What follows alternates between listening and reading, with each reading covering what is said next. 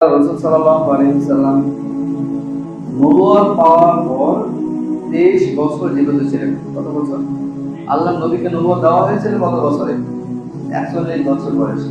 কত বছরে? 41। 40 পার হয়ে 41 নং বছরে শুরুতে দেওয়া হয়েছিল।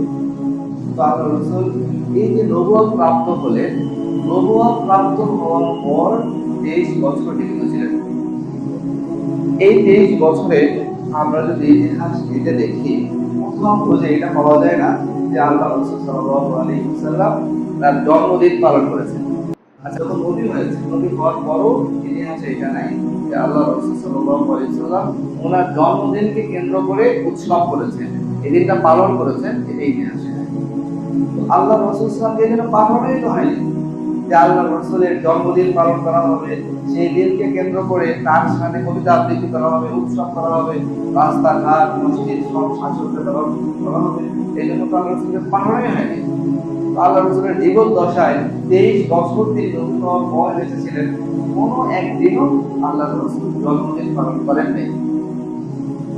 এরপরে আল্লাহ রাসূল যখন দুনিয়া থেকে চলে গেলেন, যাওয়ার সময় প্রায় ১.৫ লক্ষ সাহাবী ছিলেন।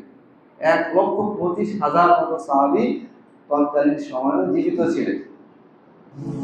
কিন্তু ইতিহাস আপনি ঘেঁটে দেখেন, ইতিহাসের কোন কিতাবে এরকম কোন তথ্য নাই কোন একজন সাহাবীর চিন্তার মধ্যে ঘূর্ণাক্ষরও এটা আসছিল যে আমাদের নবী আমাদের জন্য এত বড় রহমত ছিল, আমাদের জন্য এত কল্যাণময় আনছে, আমরা রাসূলের জীবন জন্মদিনকে পালন করি, উৎসব করি।